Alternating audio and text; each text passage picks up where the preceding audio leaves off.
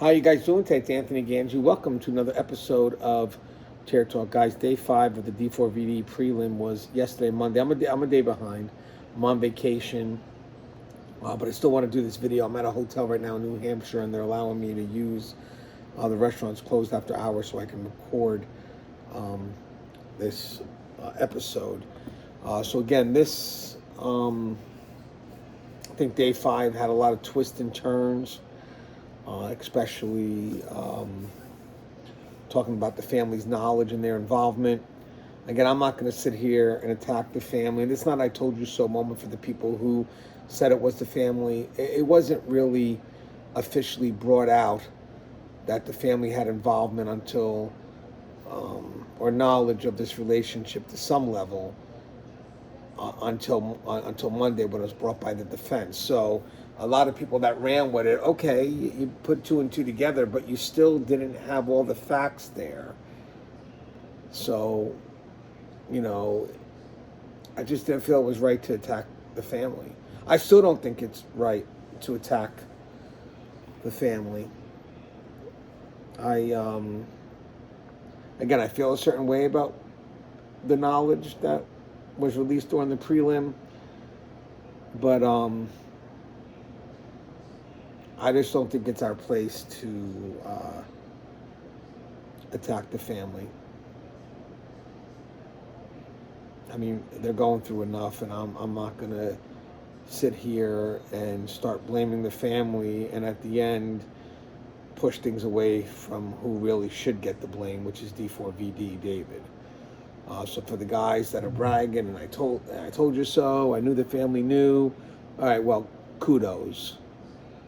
But you did that when it wasn't official, and what about if you were wrong? That's all I'm saying. We have to have responsible reporting here.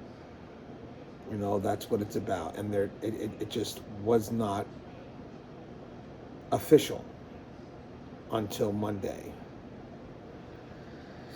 So I got a lot to go over here. This is going to break down the whole prelim, and I got some questions I'm going to answer too that was sent my way. So day 5 opens in downtown Los Angeles with LAPD Detective Corey Farrell still on the stand.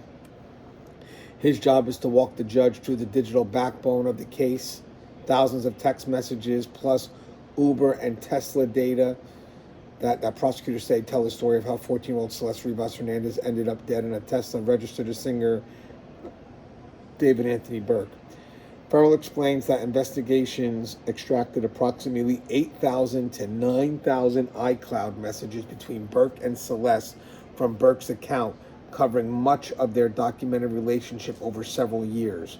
Prosecutors are zeroed in on a narrower window, messages in days around her alleged killing, specifically April 22nd to the 26th of 2025. But I believe these text messages encompass from when they also first met, or the digital messaging from the iCloud. So you're looking at when she was 11. And then unfortunately, her life was taken when she was 14.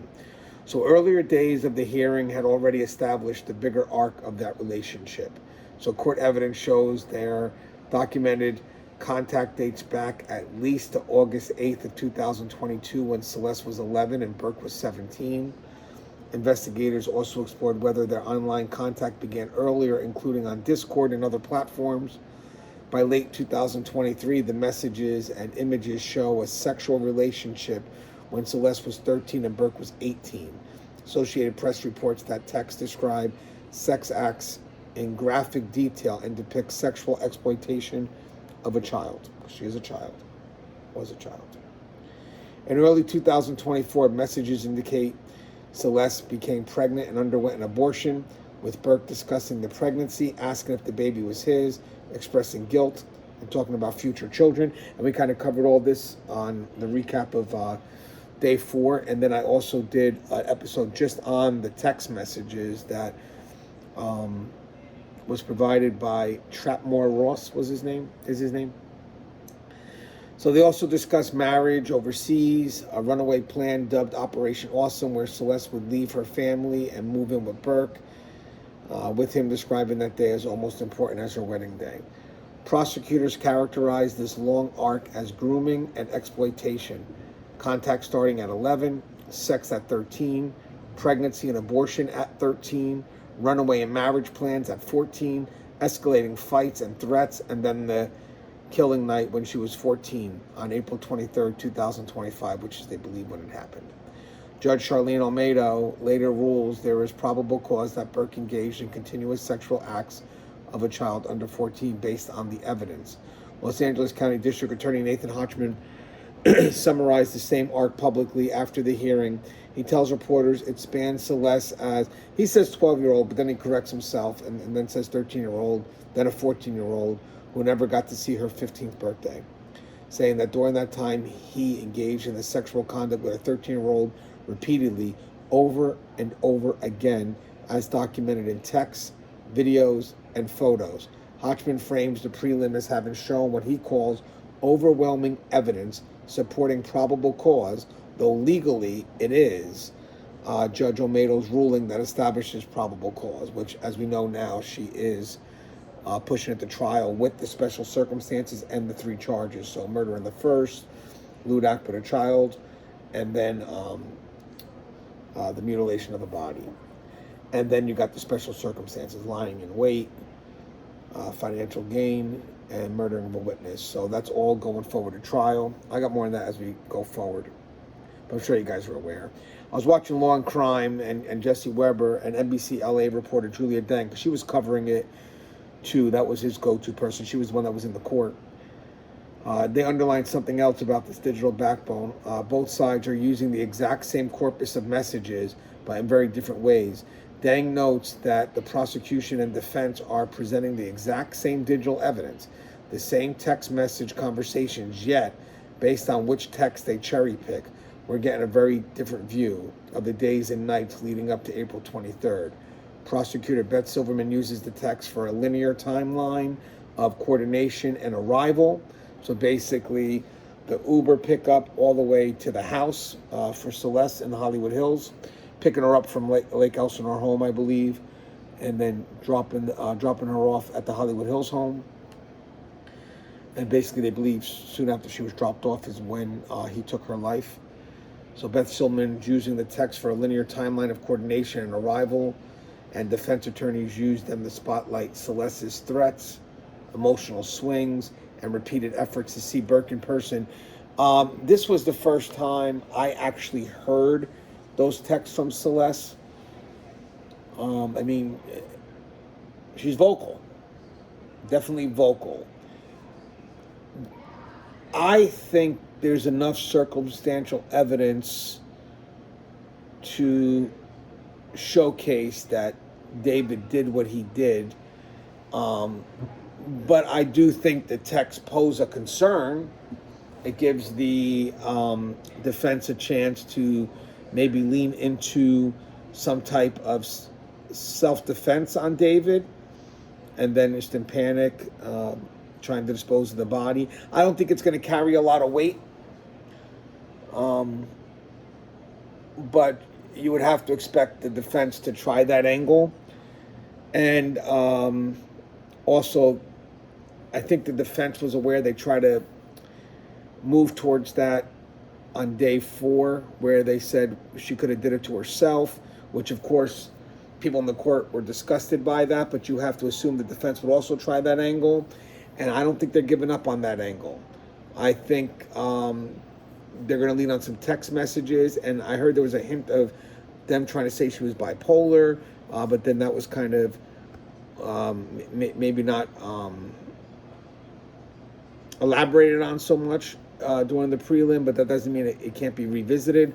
So I think they have 2 angles. They are going to try to connect to their strategy, and I think there's going to be some contention. But again, I would like to believe that the prosecution is well aware of that, and I think they're going to be prepared to battle against that. And I know from what I'm hearing from the many videos I've watched and from the reporters that were there, the articles I've read, the prosecution, even though this was a prelim, they only had to go through probable cause, but there was a connection to Celeste that the reporters have shared, the people in the courtroom have shared. So I think the defense has to be very careful in how they try to shift blame. Celeste is a victim here. So I think the defense has to be very careful, because they could also lose the jury if they're not too careful with how they present their argument. But I was more, when we went up to day 4 and day 4 was completed, I was like, man, this is going to be an easy case of slam dunk. But I do think day 5 does present some concerns. I'm not saying they're concerns that the prosecution can't get around, but you have to look at it and say, yeah, there could be concerns. You know, it opens up a perspective that, you know, they're going to try to exploit, but they got to be very careful with that, because she's a victim. And you start, you know, sitting there showing all these, if the prosecution is showing all these pictures, and then the defense comes out and they try to say, well, she did this to herself, or this was all self-defense. I don't know if the jury's going to take to that. And a big part of that is also the cover-up. I think a lot of people that would be in that jury, even though it's 2 separate acts, and I think the defense is going to want to push on that an incident did happen, and then, yes, he, in panic, maybe they'll say that he tried to cover it up, and they're going to have to, the defense is going to want to separate those 2 incidences. And I think the prosecution needs to put those 2 incidents together and make it one big picture. The first question that was sent my way, I'm going to kind of skip over, because it says, when a year-long relationship is almost entirely captured in digital messages, does that make the final night easier to understand or harder? Well, maybe I can answer it. Because there's so much emotional and criminal history layered into every interaction.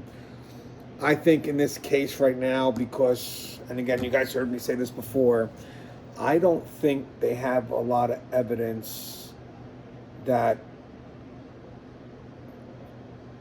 connects David to the specific act. It's everything that's around. It's the context.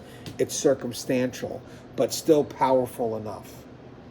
I mean, I was watching Lauren Collin, and she goes, I know you got the presumption of innocence, but there's just so much there that, you know, it doesn't just connect David to the act, but also connects David to the special circumstances, the financial gain, the lying in wait, the killing of a witness. So I think the way the prosecution presented it, I think tells the story as best they could at this point. I mean, they still say they have a mountain of evidence they haven't introduced yet, so I'm curious to see where that goes. But I believe they told the story, and then the evidence that they have left is what they're going to need to defend it. Because if I was the defense after the prelim, I would know exactly what I would need now to counter where I feel that the prosecution has gaps. So you're going to probably think you're going to need an expert to go against Dr. Ho. I don't know if they're going to contest ownerships of phone like digital. I mean, it's there. They're going to probably really focus on the murder. So I think they're just going to really focus on the findings from the coroner. I think that's a big thing. And again, nothing's definitive in their world, so it does open up the door. So all that you have to do is find an expert. They may get maybe some mental health expert to kind of discuss Celeste a little bit, you know, the text exchanges, even though, again, she is the product of grooming, and we'll go over that. She may have said some things that open up the door for some claim of self-defense, but we also have to realize she's also the victim of grooming.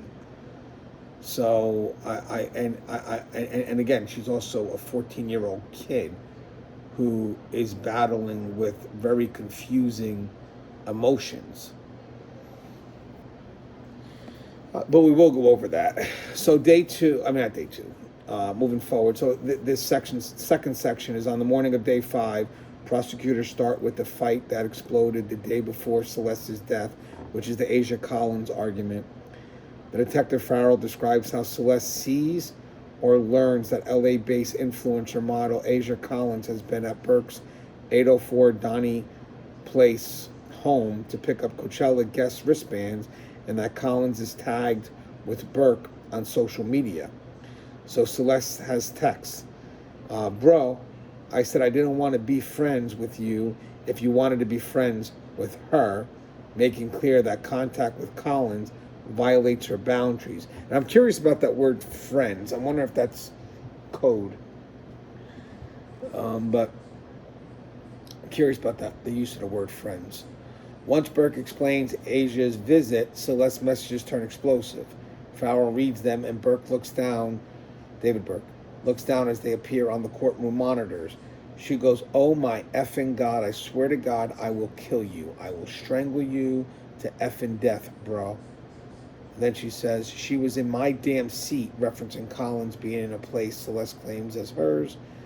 And then she says in a text, "I will tell my dad so many effing lies about you, dead ass. I will end your career and your life. I will damage anything." And then she says, another text, "I will straight up mutilate your penis," which is very unique for a 14-year-old girl to say. I will say one thing on the text that says, where's the other one? "I will tell my dad so many effing lies about your dead ass. I will end your career and your life. I will damage anything."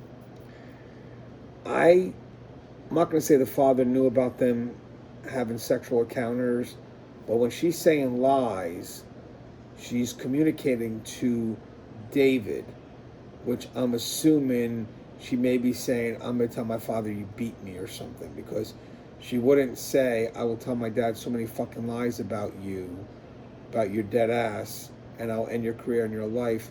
I will damage anything." She's talking about lies with them, and then she's talking to David directly, so she's probably not talking about sexual things.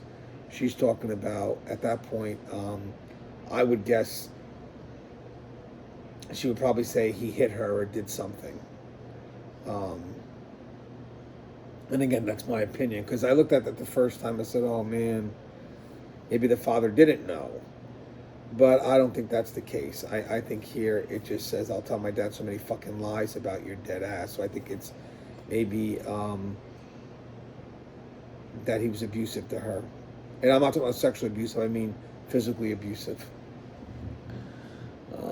So LA Times and other outlets highlight these texts as showing Celeste threatening both physical violence and career destruction, explicitly talking about telling her father lies about him and ending his life and career. Entertainment coverage mirrors the same lines and frames them as her threatening to kill him and wreck his career.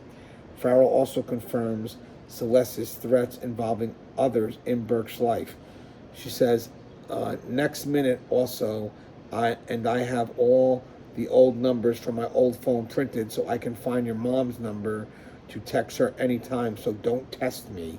To which Burke responds, "Okay," and a laughing emoji.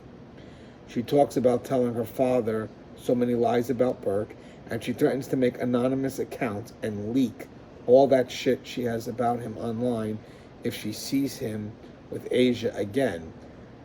So, if you look at this in context, I'm thinking he may have sold a bridge to those around him, including the family, maybe even Celeste's family, maybe even his own family. This is going to be hard to believe again, but I'm going by what's presented in front of me, that maybe there wasn't a sexual relationship. Maybe they were posing as just he was helping her, or some type of older brother figure. I don't know. But there's definitely a secret that they both had that she could have exploited. And I'd have to think the secret is their sexual acts. Because she's quick to say, "I'm going to go through, I'm going to tell your mom, so don't test me." So next minute, also, when I have all the old numbers from my old phone printed so I can find your mom's number to text her anytime, so don't test me. So again, she's looking to exploit a secret. I'm going to have to assume that the only thing I have right now is the secret could be the sexual engagement. And then maybe they kept that secret, which means that he may have sold bridges on that to his friends and to his circle. And, maybe that I can give the parents benefit of doubt that they didn't think it was a sexual relationship, which, I mean, I don't want to attack them, but it's, what else would you think it would be? So shame on them for not seeing that, but I don't think they sold it to the parents as a sexual relationship. So I think that's where her threats are. Again, I'm just trying to figure it out, but I think that's where her threats are. What else are you going to expose? What other secrets do you have? So I'm going to have to assume that she's trying to expose the sexual acts. And that's because also the weight or the gravity of what she's saying she could do by exposing it. It's got to be the sexual act. So then that makes me think that there are people that didn't know. They may have known that he was around her constantly, and you could have made assumptions, but it just wasn't confirmed. And it's funny, I'm just looking at it from another angle, just being fair. If the family of David Burke knew that he was hanging out with this chick, but also knew that you had the parents' approval, that paints a different picture. So I wonder if this is the first time it's been confirmed that he was having sex with her. Even though, again, you got to make the assumption, I'm assuming. So on Cross, Burke has Farrell confirmed that in thousands of messages he's reviewed, Celeste threatens to tell his mother, kill Burke, and leak information, but there is no text where she writes that she intends to go to police or participate in a criminal prosecution. Farrell answers she didn't use those words when asked specifically about law enforcement. I mean, it's an angle, but that's a foolish angle. You would have to assume when she's going to report them, or even to the friends. I mean, what are they going to do? So I think that's a stretch. But it's an angle. In her law and crime interview, Dang, that's the interviewer that was helping out Jesse Weber. She underscores that the evidence shows Celeste threatening to expose damaging material and talk to people in Burke's personal and professional orbit, family, friends, management, but that the texts do not include an explicit threat to report him to police or testify in court. Prosecutors, however, argue that these threats still show she was a witness to his alleged crimes, whose disclosure could trigger legal action and destroy his career. And I think she knew that. Maybe, because remember, in a show I did the other day, I said, why would they just go for financial gain when they could have just got killing the witness and then not, to protect yourself from going to jail? I felt, why didn't the prosecution push for that? And I think I said that in day 4, or in one of the episodes recently. But maybe that makes sense why they didn't right now, is because they knew that that the defense would have an angle. I mean, that's really smart thinking, I guess, that they wouldn't push that because they would say, well, she never threatened to call the police. I would automatically put the two together. You're going to expose me. You're looking to expose him. I would automatically connect it. But, I mean, that's why they get paid the money they do. So prosecutors say this matters for multiple special circumstances. So attached to the murder charges. So for financial gain, Silverman argues protecting existing and anticipated income from a career, destroying exposure qualifies. They contend Burke killed her to preserve his earnings and future opportunities as his debut album was about to drop. For murder of a witness, they argue Celeste was a witness to Burke's alleged sexual crimes and that he killed her to prevent her from exposing them or testifying, even if her message focused on reputational threat rather than explicitly mentioning police. So the killing of a witness, I get that. So, but the judge still is allowing it through. So I think you can connect that to say, hey, listen, she may not have specifically said law enforcement, but come on. I mean, I could easily put that assumption together. The defense counters that the text shows threats to embarrass him socially and professionally, not a plan to participate in a criminal investigation. Bednarski, the lawyer for David, argues in closing that the witness murder theory is speculative because the evidence does not show a pending prosecution or an explicit plan by Celeste to contact law enforcement. Asia Collins herself has publicly said she never dated Burke and supports justice for Celeste, but it's not yet clear whether she will be a witness at trial. I guess I'm thinking when this goes forward into that next phase of the real trial, that's where you'll see the witnesses within this circle. Maybe even Asia Collins, maybe Stephen Fisher. Degg notes that Collins' name appears repeatedly in the Day 5 text as a trigger for Celeste's anger. The third party in posts that sparked threats to kill him, mutilate him, and destroy his career. It was a jealousy over Asia Collins. Question here was, when you look at those messages, threats to kill, to tell her dad lies. And again, when she says tell her dad lies, she's talking to David. So I don't know if she's telling David that I'm going to say lies about us. Because if that's the case, then it wouldn't be the sexual thing. She would say probably he's abusing her. That's the only thing I can get from that one. But then with the family and the friends around, I feel something different, that it would be exposed in the sexual act. So I have a feeling, I still feel that the relationship was secretive at that level. That she was, once she was exposed as underage, he probably sold so many bridges about that relationship and that it wasn't sexual.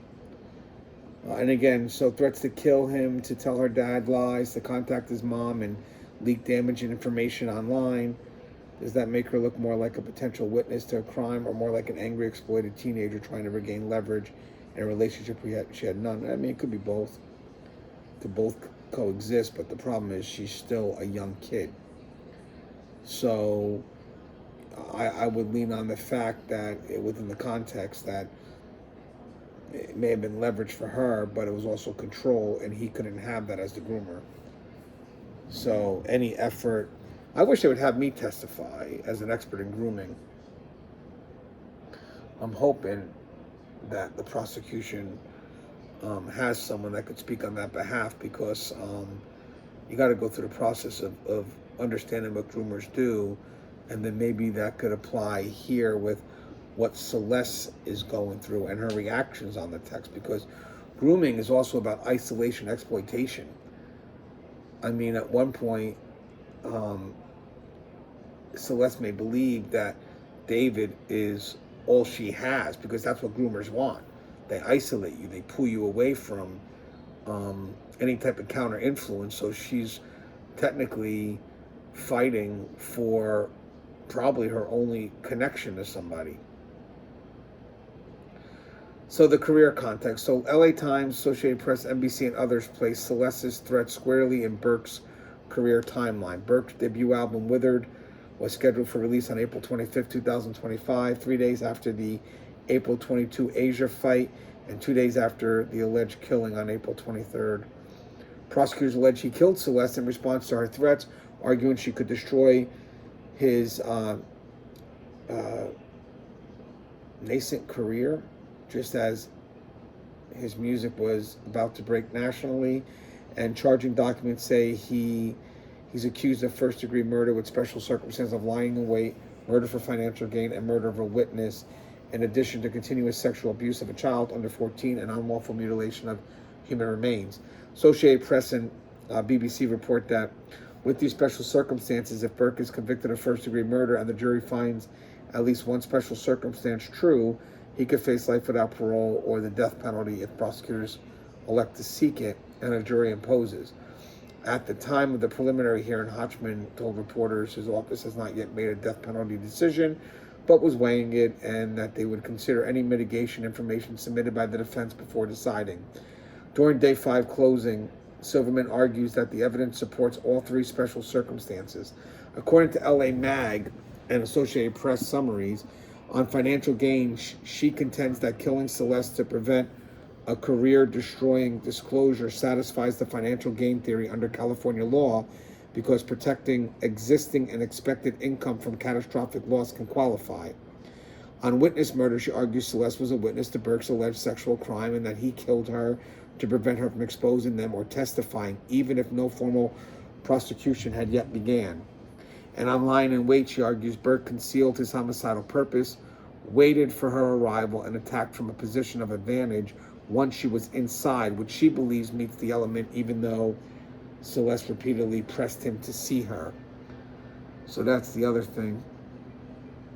The text showcased that she was the pushy one, which that was different than what I had thought. Defense attorney Marilyn Bednarski focuses heavily on attacking those theories. Dang reports that Bednarski tells the court the state has shown that Celeste is dead, that her body was dismembered and concealed, and that her remains were found in Burke's Tesla. But she argues this does not prove beyond reasonable doubt who inflicted the wounds or that he did so with special circumstances or special circumstance intent.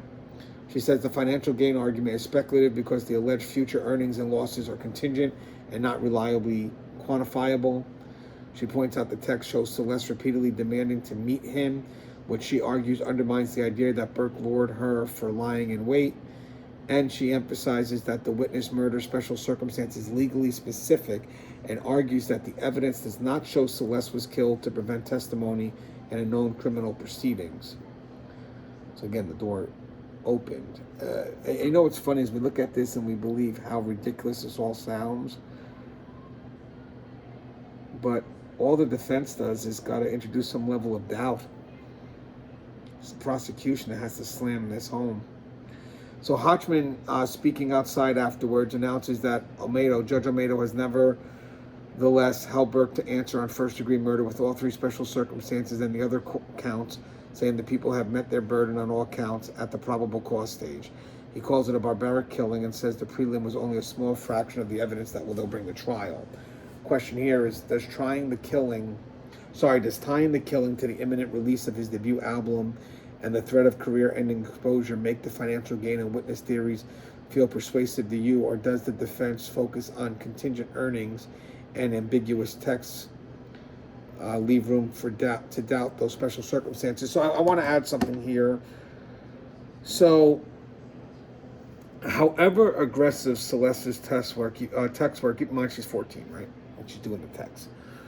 But her text gives us a lot into what she was putting out there and the possible reaction she could get from the other side, which is David. So even though she may have said all these things in violence, I don't think she was ever planning to carry that out, and that's where you'll probably have to have some experts.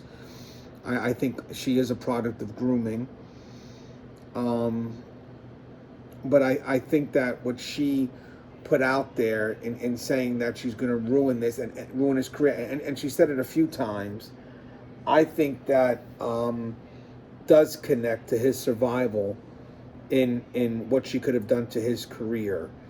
So I 100% would see that connection, or at least try to make the effort to put it out there. Now that the judge has seen it and the prosecution has pushed way past 51% on that, it's good that it's going forward. Because to be honest with you, even me working in a prison, when you write charges, a little bit different here, but the process may be somewhat similar, is you have to kind of write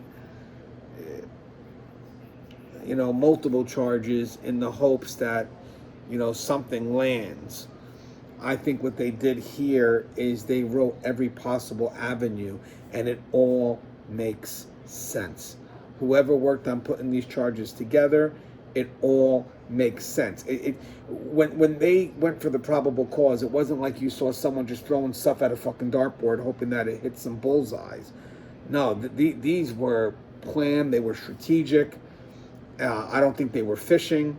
And I think in my mind, it earned them some credibility that these charges connected and it all told a story, as opposed to, let's try for everything and see what sticks. That's not what they did. They told a story, and that story outlined the charges and the circumstantial evidence that connects to the charges, that also connects to the special circumstances. They told a story that explained why those charges need to exist. Now, before diving into, again, the rest of the final night, Day 5 continues to draw on context from earlier testimony about the relationship evolution. Farrell, the detective, and other witnesses have already described messages showing Celeste became pregnant at 13 and that she and Burke discussed an abortion in early 2024. That was discussed on day 4, including her saying she killed her first kid for you. That's her quote, killed her first kid for you, to David, and Burke expressing guilt and talking about future children. Again, grooming. Burke offering an abortion gift and Celeste asking for a designer handbag. Although testimony stops short of conclusively establishing coercion, it shows him participating in discussions around the abortion. Discussions about marriage with Burke suggesting they could wed the next year when Celeste would have been 14 and he 20. And their plan, dubbed Operation Awesome, involving Celeste running away from home to live with Burke, which he describes in text as one of the most important days of her life. LA Times summarizes these as evidence that Burke's impregnated Hernandez, that they described their sex life in graphic detail, discussed marrying abroad, and talked about her running away to live in his home. ABC, NBC, and BBC all report similar details. Prosecutors argue these messages show long-term grooming and exploitation, early contact at 11, sexual exploitation at 13, abortion discussions, runaway plans, and overseas marriage talk, all underlining why the continuous sexual abuse charge is so central. Dang notes that in court, Silverman explicitly argued a claimed mistake about Celeste's age does not defeat the specific child sex offense charged here. Continuous sexual abuse of a child under 14, even if Celeste misrepresented her age early on. There is something in the text that she may have lied about her age. Would you say she was 16? But that doesn't hold weight. And the reason why it doesn't hold weight, guys, I mean, I work with sex offenders. I help oversee a facility with sex offenders. One of their go-to arguments as a defense will be that they lied to me about their age, or I met her in a place where I thought she was 21 because the ID at the door, and because that's used as a way to try to get out of it, it no longer holds weight. It puts a lot of accountability on the individual and not an establishment or not on the victim. So you could say that all you want, but at the end of the day, it won't hold any weight. You know, she was still underage. So I get that. At the same time, Deng is careful about what we don't know. She tells Weber that it's not established whether Celeste's parents knew about the abortion in January of 2024. We don't know whether they understood Burke was instructing her to take Plan B, or that Operation Awesome meant running away to live with him, which I think that's what Operation Awesome was. We don't know how much they knew about the full sexual nature of the relationship versus seeing them travel, attend outings, or church together. I'm kind of in agreement with that. And again, I know everybody's going to be attacking the family, but I got one more avenue I still want to explore is, I don't know if they thought the relationship was sexual. And I get it. People are like, oh, come on, Gange, obvious. It probably is obvious, but I'm going to still give them one more benefit of the doubt. They may not have thought that because the text, not so much what she says about her father. She says lies. I'm thinking something about abuse. But what's the secret her and David have? It's got to be the sexual relationship that she's willing to exploit. And again, if she's not going to law enforcement or prosecution, she's saying, I'm going to kind of tell your inner circle, I'm going to kind of tell your family, then it's got to be that they didn't know that the relationship was sexual. I mean, what else leverage would you have? So, I mean, I think that's a safe assumption. As for Celeste's family, she could, maybe they did know that there was something sexual, and that's why her narrative, I'm just thinking as we go, that's why her narrative's different about them, where I'm going to tell them lies, because maybe they already knew there was something sexual, because she says something that's different than she says about David's family in the inner circle. She says for her own father, I'm going to tell him lies about you. But then she tells about the inner circle and David's family, I'm going to kind of exploit you.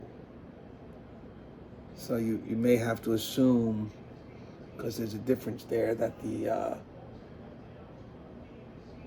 family may have known her family. I don't know. I mean, this is interpreting stuff with very limited information.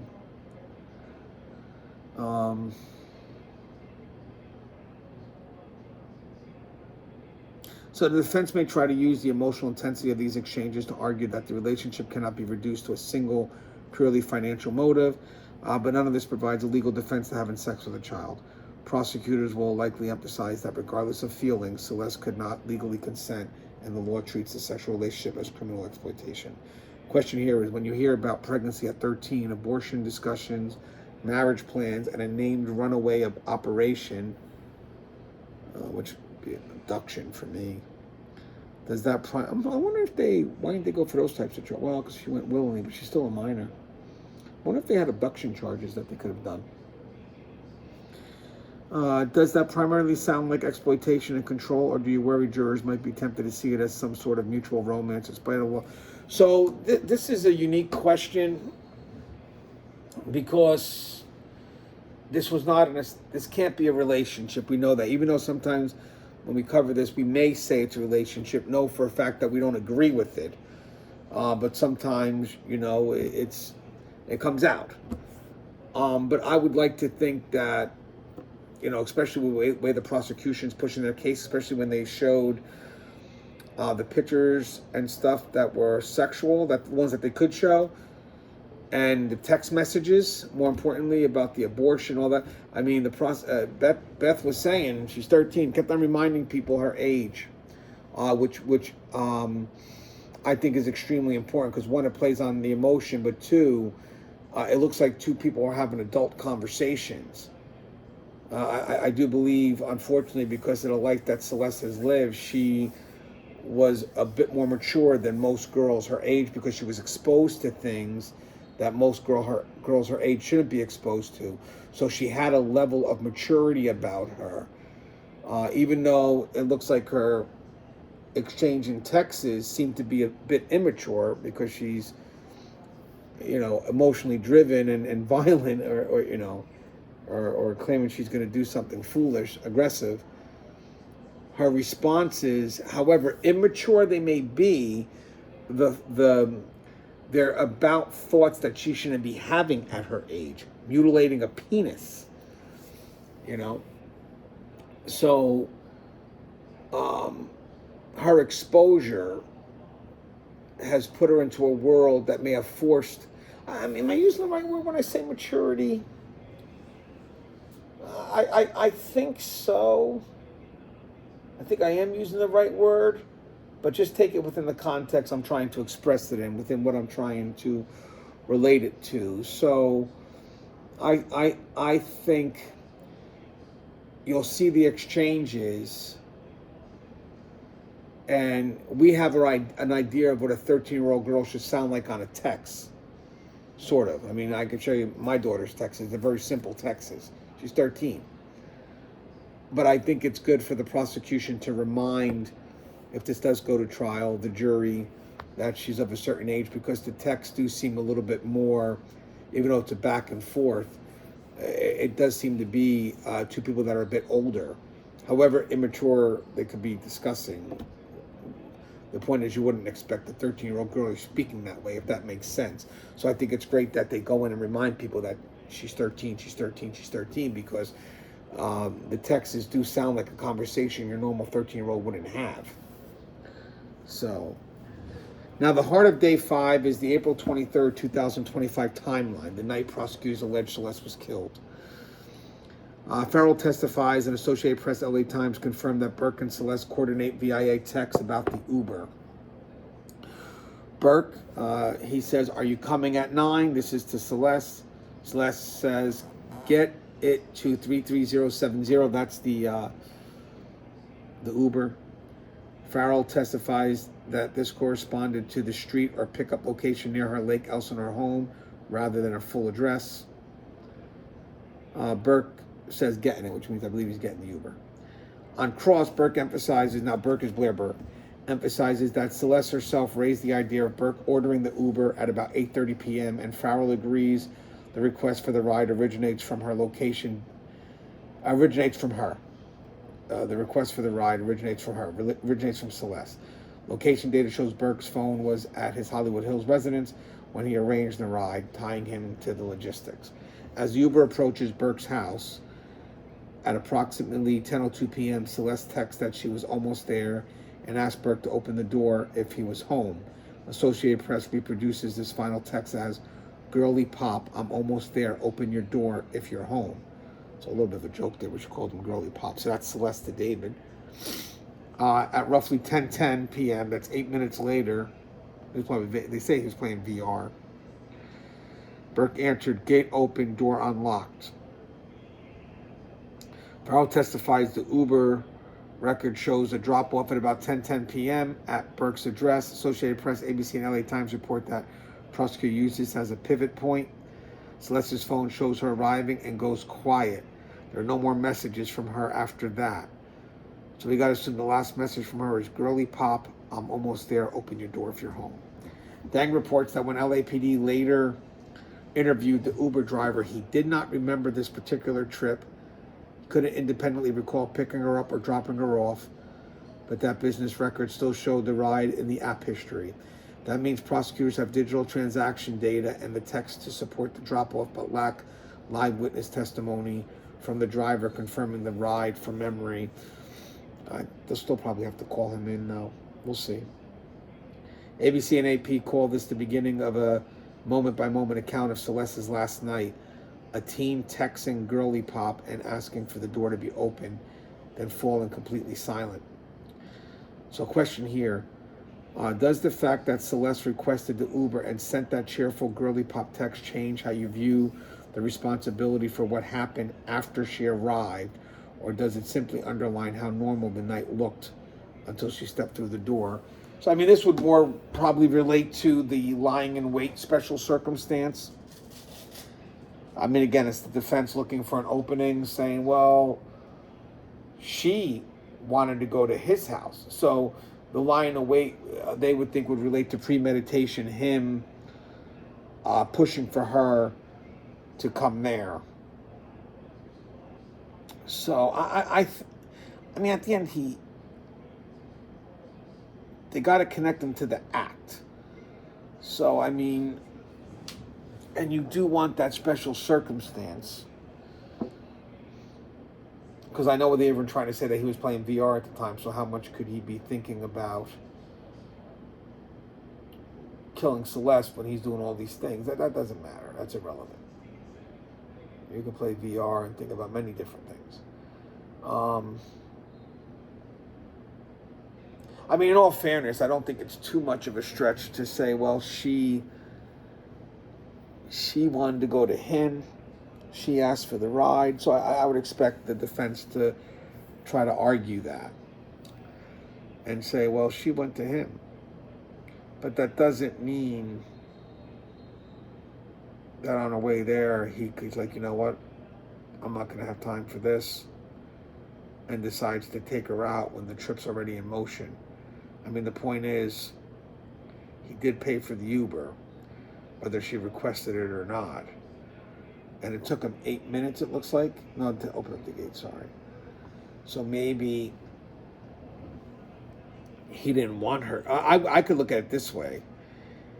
Maybe he didn't want her. I mean, if we're going to talk about in generalities, and if the defense could just put whatever it is, then I would just kick back I know the prosecution has to be a bit more specific, but I would turn back and say, if the defense was attacking me and saying, well, she wanted to go to him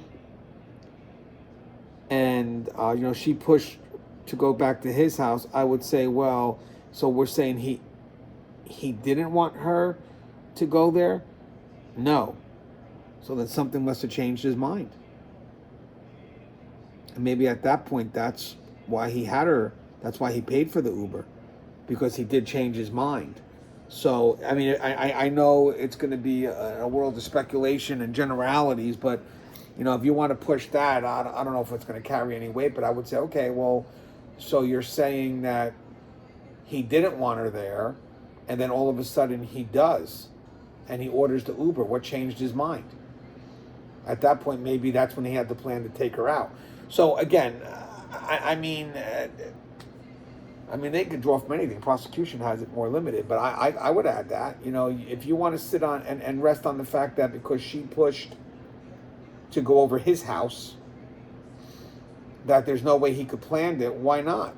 If you were saying he didn't want her there, and then she kept on pushing, and he changed his mind, that could have been the aha moment where he said, oh, no, you know what? Maybe I should have her come here. And then we're going to end it once and for all. I mean, it's possible. Both worlds could exist, but I would try that angle. See if we can get them away from pushing that argument. Because again, they could live in that for a while, but maybe you could say one thing and just push it out there, and then like, oh, I don't want to go any further, and then just stop pushing that theory. While we presented it enough, let's move on to something else, because if we go this back and forth. But they would probably, it's funny how they could say whatever they want, but the prosecution would have to be more firm. So they would have to say, oh, speculative. You don't know that. It's not beyond reasonable doubt. So you don't know that. Okay. Then, but I still got it out there. So after the 10:10 p.m. arrival, Farrell testifies there's no further outgoing messages from Celeste's phone. Burke's phone, however, continues to send texts like, Uber said you're here. WIA, I guess, where you at? Hello? Bro? Celeste? Bro, blocking me? Hello? I'm going to call Jem, bro. You're scaring me. And then WTF? WHR, where are you? Please. AP and PBS report that prosecution argues that these are over texts meant to create the appearance that Celeste might not have arrived, or that she was ignoring him when in their view she was already dead. ABC calls him a flurry of texts asking where she was and saying she was scaring him, while noting the investigators and prosecutors are drawing an inference about timing from her sudden silence. Farrell confirms that no witness accounts for what happened between the recorded arrival and Burke's 10:31 p.m. "Where are you?" messages, and Silverman argues in closing that Celeste was obviously dead within roughly that 20 to 21 minute window because she stopped responding. Deng emphasizes that this is a prosecution inference, not a forensic time of death determination, because the medical examiner cannot pinpoint her exact time of death. That's the gap. That's the gap. And that's a serious gap. That's where the defense is going to want to get doubt, and that's where the prosecution is going to have to earn some level of credibility, because there's everything around it obviously paints a clear picture, but you don't have it. You don't have the picture. It has to be painted by the prosecution. So original evidence introduced early in the hearing shows that around 11:30 p.m. Burke's Tesla and phone leave the Hollywood Hills residence and travel toward the Lake Kachuma area and a Tesla supercharger further north based on Tesla logs, navigation system photos, and phone location days. This is right after they believe he did it. He drove out to Santa Barbara, and they have it record. They're following the phone and the Tesla. Investigators later find Celeste's passport card near Lake Kachuma, which prosecutors treat as circumstantial corroboration that her belongings traveled up the same route. Deng reports that there is no surveillance video of Celeste entering or leaving Burke's home that night. Farrell explains that by the time LAPD sought to access the home's security recording, months had passed and the system had auto-overwritten the relevant footage. The judge was told it's unknown whether cameras were ever turned off or whether anyone deleted footage. All that is established is that when police check, there's no video.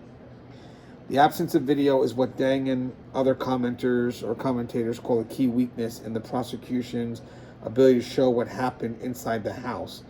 It means that statements like Burke watched her bleed out are arguments based on circumstantial evidence, phone silence, blood evidence, autopsy findings, not direct recording or eyewitness testimony. So I remember when they first mentioned that he watched her bleed out, and the first thing I thought was maybe they had video.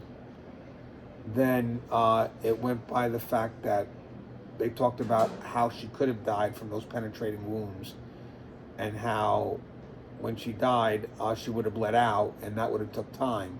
So they went based on what they thought the injuries were, and that at that point, he must have just watched her die without receiving any, without getting her any help. Now, the only thing here is if they can't prove exactly how she died, because again, they're going to have an expert challenge that, even though Dr. Grant Ho's pretty, he's pretty adamant on the 2 penetrating wounds. They may argue decomposition, and then you may have an expert to come in to counter how he could have done that based on the decomposition of the body, and that's just going to be a battle of experts, and to be honest with you, who's going to be more credible at that point. That's my opinion. But one, they'll have to prove the injuries, and then prove that, he watched her bleed out.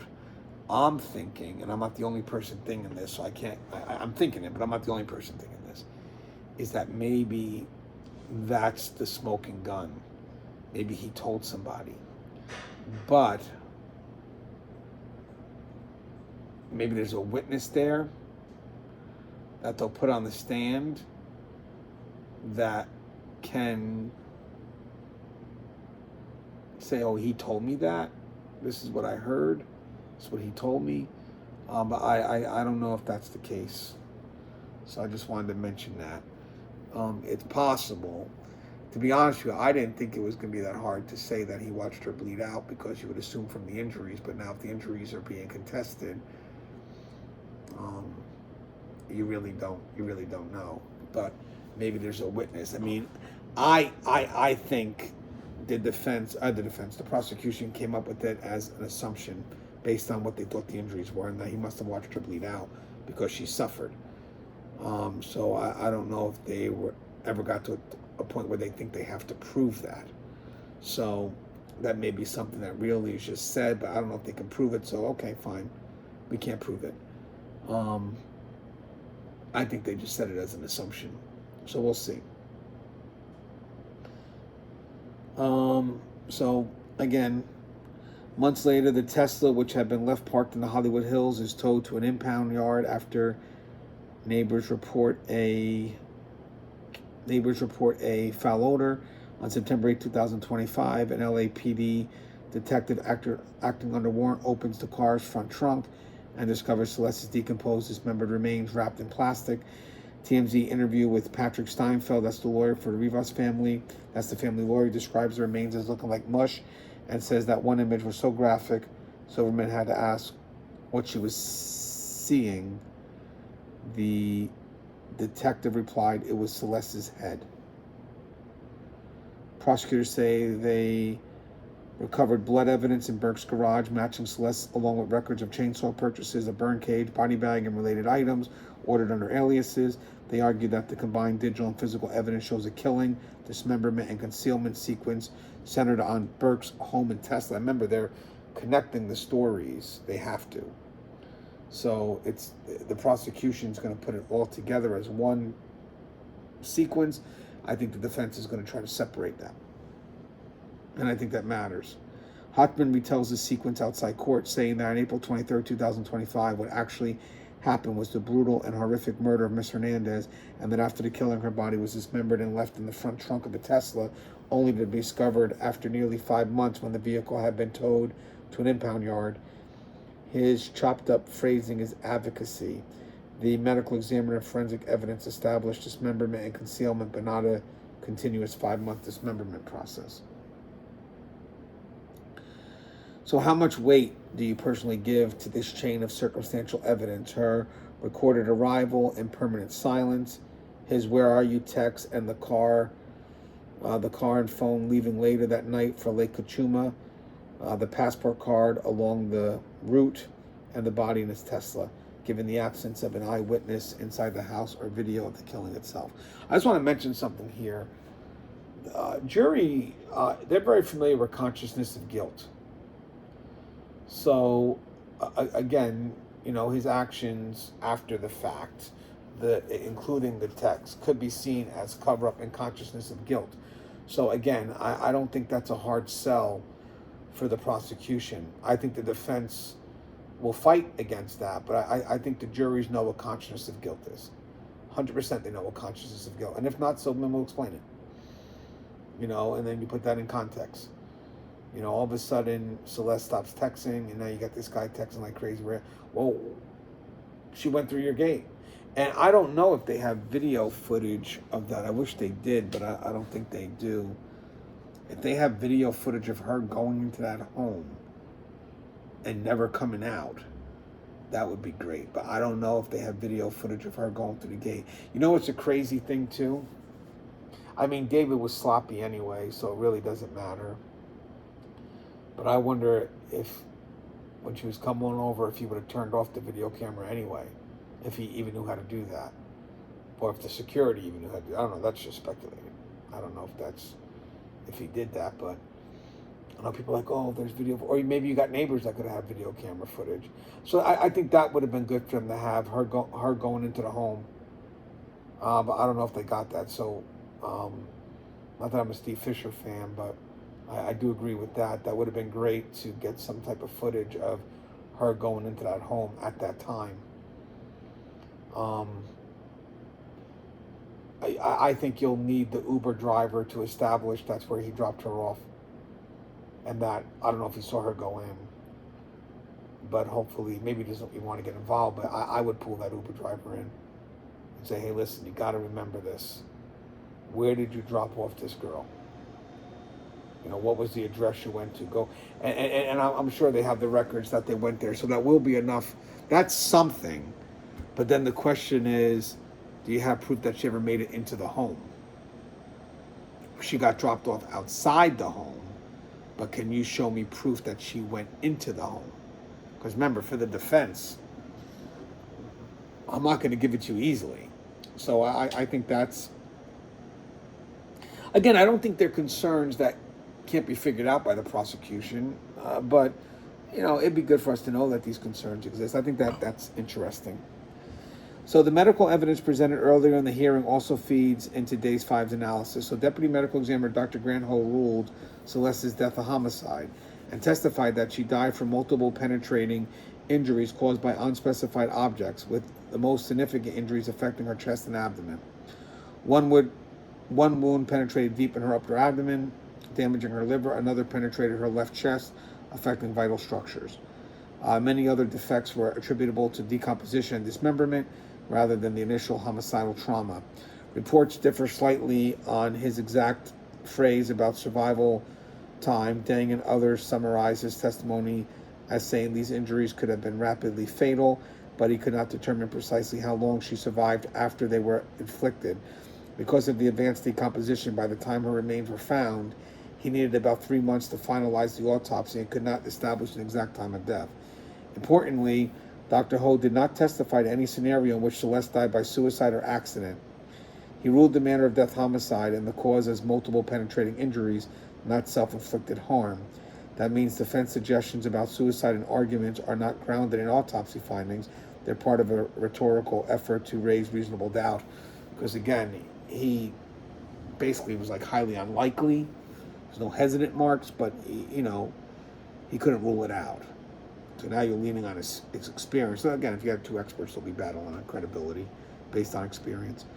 Prosecutors rely on the autopsy to support their narrative of a violent killing inside Burke's house, followed by dismemberment and concealment. The defense leans on the lack of precise timeline and the inability to identify the specific weapons used to argue. There is room to dispute premeditation and the exact sequence of events, even if they cannot overturn the homicide ruling itself. It's crazy, though, because it was self-defense. where's the weapon that she was going to use on him? If she tried to hurt herself, where's the weapon? So that goes all into the panic story that he didn't know what to do, and he got rid of the weapon, the phone, whatever he got rid of.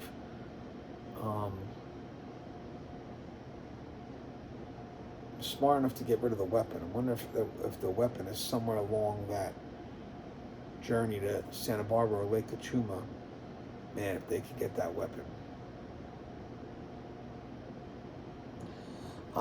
Does the medical examiner's clear homicide ruling and penetrating injury findings, painted with the timing uncertainty, mostly reinforce the prosecution's narrative for you, or do you think that uncertainty leaves meaningful space for the defense to challenge premeditation and intent at trial? So you're always going to have a gap. Nothing's going to be perfect, especially, with what the coroner had to deal with, including how decomposed she was. So the defense is going to attack all that. So it's basically going to be having the jury get an understanding of what the coroner had to work through, and then again, it's just a matter of who they believe. I'll tell you something, man. If the prosecution kind of tells the narrative the way they did here at the prelim, I think that was very strategic in the order of how they tell the story, because that's the one thing the prosecution controls is the narrative, how it's told. And then I think the defense may lose credibility in some of their generalized arguments. I mean, I know it's a possibility, hypothetically, that she could have killed herself, which I don't believe is true, but I get that they're going to want to introduce that, or it was self-defense. But if the prosecution can show the Tesla photos, of her in the trunk, the autopsy photos, the sexual child abuse material, before they get to the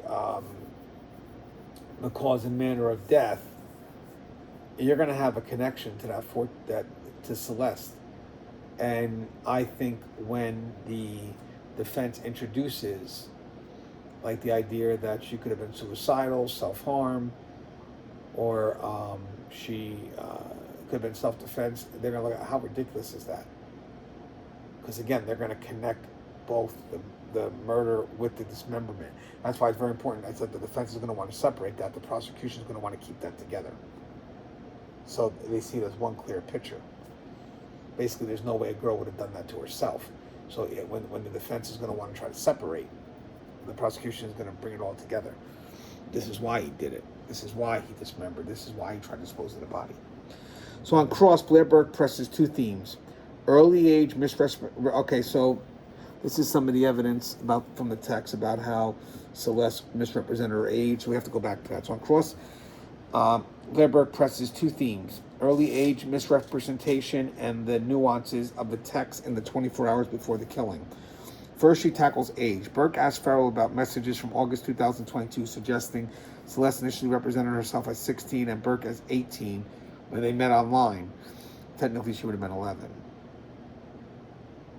And what would he have been, 17? 16? No, 17? Farrell confirmed seeing text where Celeste misstates her age and where Burke references her as older. Burke uses this to challenge the prosecution's portrayal of Burke's knowledge at the very beginning, implying he may not have realized she was 11. Prosecutors respond with the 2024 welfare check evidence. And again, that's the one, I think Juan Gonzalez, was it? They did the welfare check. And that's when we know at that point he knows how old she is. And I think that's when he became really secretive on the relationship, because he had to, because the age was out there now, that she was a 13-year-old runaway. So prosecutors respond with the 2024 welfare check evidence. LA Times and Dang report that in February 2024, deputies conducted a welfare check because Celeste was missing. And Silverman argued in court that law enforcement explicitly told Burke at that time that Celeste was 13. TMZ's interview with Steinfeld, that's the lawyer for Rivas family, echoes that claim, saying a deputy placed Burke on notice about her age, and any age mistake defense is undercut by that direct warning.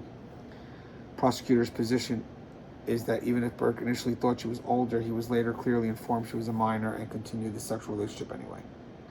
Second, Burke introduces defense exhibit Q. a 90-page printout of text messages exchanged between Burke and Celeste between April 22nd and April 23rd, 2025, which the defense compiled with raw iCloud data. Burke complains in court that the defense hadn't received a nicely organized Celebrite extraction like the prosecution did. Silverman responds that the complete raw data had already been produced. Judge Almeida allows Exhibit Q, giving the defense a way to present its own curated slice of the digital record. Burke then uses Exhibit Q to reread messages the prosecution showed, but to emphasize different aspects. Celeste repeated demands to see him, her threats and emotional swings, and lines she says show Burke trying to avoid seeing her before his trip to Singapore and album release. Dang calls this color that shifts the lens. Silverman uses the text to show logistical coordination. Burke uses them to suggest mutual volatility and to argue that Celeste initiated many of the key steps.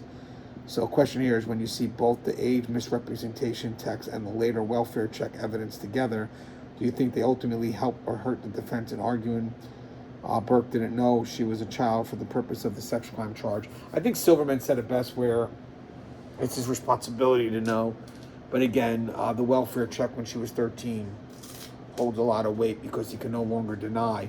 And that's why I think he kept the relationship a little bit more secretive at that point. But again, I don't think that's going to hold all any weight. Of course, you expect them to try to do that because it happens all the time. Sex offenders, they get these lawyers and they'll always try and they'll get shut down. But they always try, she lied about her age, you know. But that really doesn't hold any weight anymore from what I'm aware of. And I'm pretty accurate with that. And I think Silverman even said the same thing. It's on them. It's on the groomer, technically. So that's not really going to hold any weight. But again, then, okay, if it does, we got a stamped welfare check. And I got videos or I got photos of sexual acts that happened after February 17th, 2024. Now, using Exhibit Q, Burke has Farrell confirmed that Celeste asked to meet in person multiple times in the days before April 23rd. She reads messages like, and this is April 22nd, 6:08 p.m., Celeste, am I able to see you on Thursday at all? Burke says no. 6:29 p.m., Celeste says, I can't be fucking friends with you anymore. Find the quickest date for me to see you. I like the way they use the word friends. That definitely something coded. Later, she says, bro, there's no possible way I cannot see you at all this week. Like, I can't even see you at midnight. Now, mind you, this is where you have to have an expert on grooming come in, because she's attached to him because he groomed her. So, as much as they're saying she's pushing it, he groomed her. She's a victim. He violated her. Burke suggests Celeste asked to see Burke at least 7 times within the 24-hour period. Farrell agrees that Celeste repeatedly requested in-person contact but cannot recall the exact count. The defense uses this to argue that Celeste was actively seeking the meeting, implying Burke did not lure her to his home solely for the purpose of killing her. In another sequence, Burke messages, I see you need to talk in person. Why do we have to see each other before I'm back? And Celeste continues pressing, let me see you Wednesday night. And then he responds, no, she goes, I can see you tomorrow. I can dead go to Riverside too. Later on, April 23rd, Celeste suggests he ordered the Uber that will take her from Lake Elsinore to his house that night. This is part of what Deng says complicates the lying in wait narrative. I may argue that just one more time. Shows Celeste pushing for the meeting and Burke eventually relenting, rather than the prosecution's simpler story that he arranged everything to ambush her. Well, he could have, as I said, mentioned before, he could have had a change in process, a change of thought. Man, she's being aggressive, man, and I can't have this when I'm, going on my tour. So then he complies with ordering it. So whether she pushed or not, he still complied. So could he have had a change of thought? A change of mind, say, I'll bring her here and I'm going to take her out because she's too aggressive and I'm not going to be able to get rid of her and I'm not going to know what she's going to do when I'm not around to control her.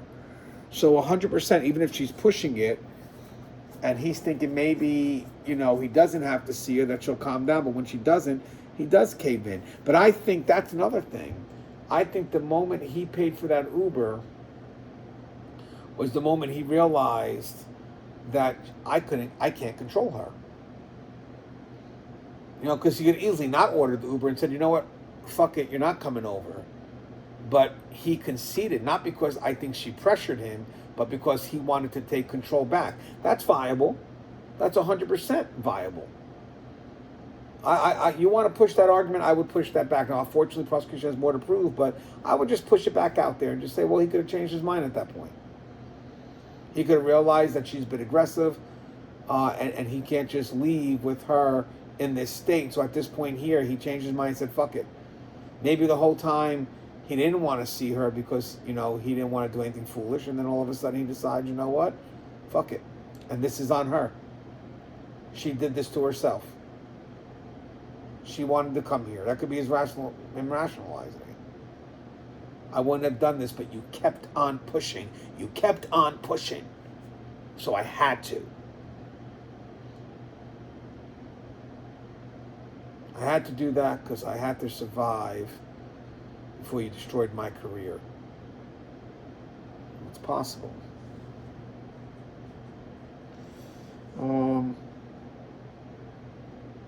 Let's see. Prosecutors maintain that who first proposed the meeting does not resolve whether Burke concealed the homicidal purpose and waited for her arrival. They argue that lying in wait in the context is about him allegedly concealing his intent, ensuring she arrived alone and vulnerable, and then acting from a position of advantage inside his house, not about whether the initial idea came from her or him. And by the way, the lying in wait, premeditation could be a second before. Any moment you have to turn back around could be premeditation, but the lying in wait, I get it. So do these repeated requests by Celeste make you think more about her state of mind, desperate, jealous, seeking reassurance, or do they primarily affect how you weigh the prosecution lying in wait allegation? I still think the lying in wait, as I mentioned, I think I answered that already. I think you could still pursue it.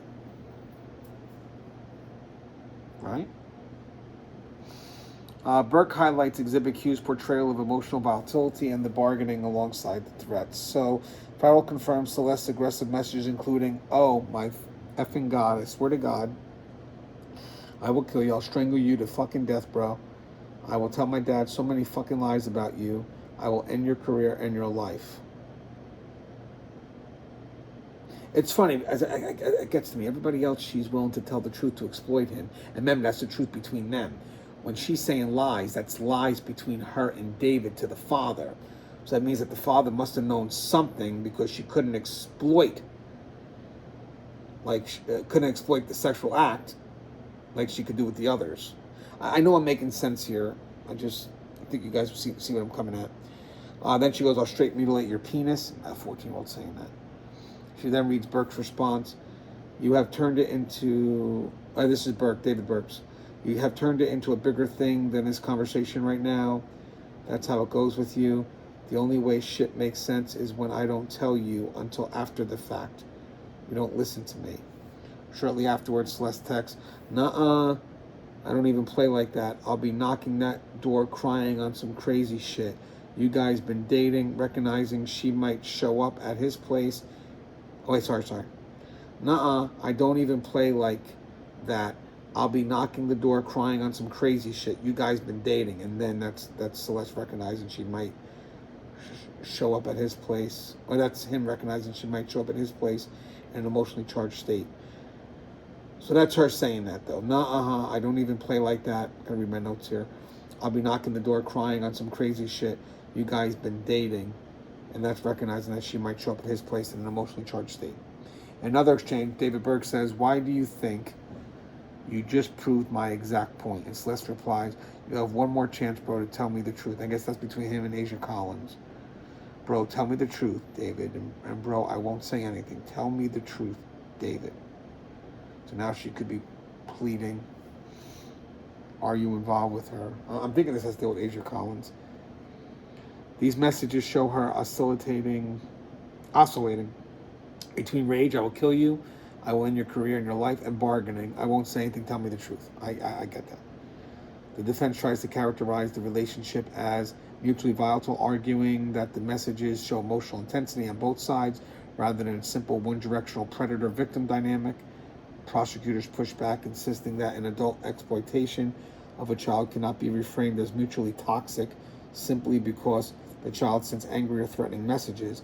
They argue that Celeste's threats and emotional swings are themselves evidence of trauma and lack of power, not equal responsibility. Well thought out there. At one point, Burke hints at alleged prior physical assaults by Celeste against Burke, trying to set up a self-defense narrative. Judge Omita curtails the questioning, ruling alleged domestic violence by Celeste not relevant at the preliminary hearing stage, and reminding counsel that Celeste is not the person charged. The judge says if the defense intends to pursue self-defense at trial, they'll have to present proper evidence and legal argument later, not at the probable cause hearing. Outside court, Dang offers her own analysis. This is the reporter for I think ABC or CBS, whatever, or LA, whatever it is, but she's helping out Jesse Weber from Law and Crime. Outside court, Dang offers her own analysis. She suggests the defense may be laying groundwork for possible self-defense theory based on references to threats and alleged past violence, but notes that the defense did not formally assert self-defense in their Day 5 closing. LA Times similarly reports that defense questions pointed toward arguments like self-defense, but that Benarski did not claim self-defense outright at this stage. TMZ's July 27th article shows Celeste's family reacting angrily to this direction. Seinfeld tells TMZ he was disturbed by the defense's tactic and blasts them for stopping at nothing to discredit the prosecution's evidence and placing blame on a 14-year-old for her own death. He says the family was horrified to hear defense attorneys reference text where Celeste threatened to kill Burke and suggest she was violent or that she might have killed herself as part of their strategy. From the family's perspective, this is victim blaming. They say the responsibility lies with the adult who groomed and exploited her, not with Celeste's threat or mental health. So you would expect the defense to do that, but then again, I like the argument back from prosecution where she was groomed, exploited. I think, and maybe you have a mental health expert come on, or someone that knows about grooming. So when you read those threats and bargains in context, and then hear the defense suggest self-defense and the family condemn that as blaming Celeste, where do you think jurors are most likely to land? I kind of mentioned this earlier, but I think, if they connect to the way the defense is telling, the prosecution's telling the story, and they connect to Celeste being a 14-year-old girl and all the stuff that happened to her, and they look at it as one sequence, murder and then the attempt to dispose, I think the defense obviously is going to have to say it, but they got to be very careful, because I think a jury is not going to want to have this 14-year-old girl being blamed for her own demise. She was in a trunk, seriously decomposed like soup, sexually exploited. If they can get that all out first, and then they talk about her death, and then when the defense, because that's where the biggest gaps are, and the defense tries to challenge the findings of the coroner or the medical examiner's office, and they try to say, she could have did this to herself, or, you look at these texts, she was coming to hurt him, or, I could picture the jury just being like, you gotta be fucking kidding me. So I think the timing, I think that's why you do it that way, because the prosecution knows that there's a gap. So if anything, let's get our story out on the front end, build credibility, and then have a connection. And then when the defense tries to introduce their theories, their BS theories, they get introduced as being seen as ridiculous. So, again, they have to introduce it. I'm not mad at them for introducing it. That's what they should be doing. I'd be mad if they didn't, because that would open up for an appeal later on. So let's introduce it now. Let's challenge it now and be done with it. But, man, it's tough ground to walk on for them, in my opinion. So to understand Celeste's intense reactions threatening to kill Burke, vowing to ruin his career, swinging between rage and desperate bargaining, helps to look at what grooming and child sexual abuse do to a teenager's emotional world. Child sexual grooming is defined by organizations like Bravehearts and Bernardo's as a deliberate process in which an adult befriends and builds an emotional connection with a child, gradually normalizing sexual content and exploitation while fostering secrecy, dependence, and loyalty.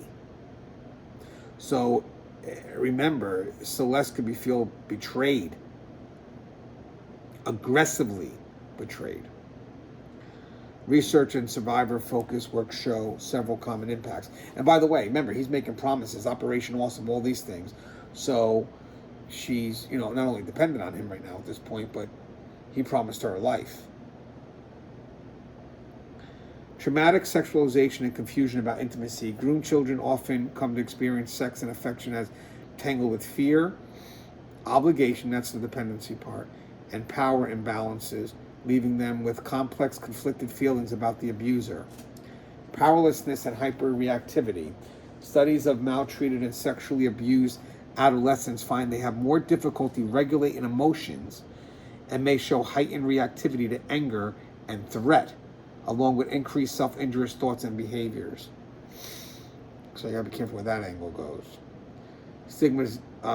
Being stigmatized, shame, and self-blame. So grooming commonly leaves children to internalize guilt, shame, and a sense of badness, believing they are to blame for the abuse or that they somehow led their abuser on. Cognitive distortions about safety. So grooming can distort a child's ability to distinguish safe from unsafe people, and they may cling to the relationship even when it harms them because the abuser has become their main source of validation and love. In Celeste's case, the texts show contact beginning when she was 11, sexual activity when she was 13, pregnancy and abortion discussions, runaway, and marriage plans at 14. Burke, as the older, more powerful partner, arranging travel, controlling access, promising gifts, and discussing her future in ways that made him central to her identity.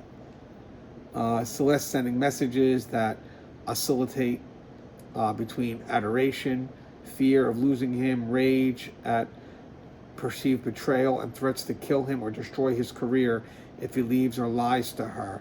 Seen through the lens of grooming and adolescent development, her extreme reactions on April 22nd and the 23rd, jealousy about Asia, threats to mutilate him, bargaining that she won't say anything if he tells the truth, and insisting on seeing him face to face are consistent with a teen who has been placed under enormous emotional strain by an adult exploitation.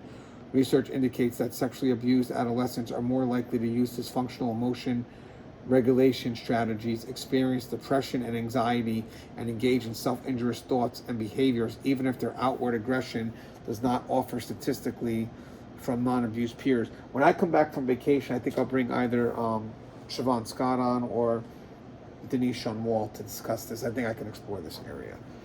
So I'm going to save that for... I'm going to remind to do this. I'm going to do this as soon as I get home. I think I can do one more show on this. That context matters when jurors hear those texts. It suggests Celeste's messages are not evidence of equal culpability or mutual toxicity, but symptoms of a groomed, traumatized 14-year-old trying to navigate betrayal and fear inside a relationship she was never old enough to consent to in the first place.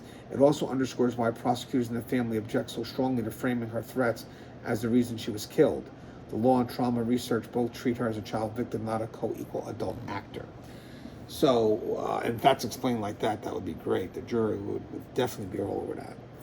When you consider what grooming does to a teenager's emotional regulation and sense of self, how does that change the way you interpret Celeste's harsh words and intense reactions in the text? I want to mention something. So there is part of the grooming that does, it does leave the child a bit confused, in some cases aggressive, but also suicidal.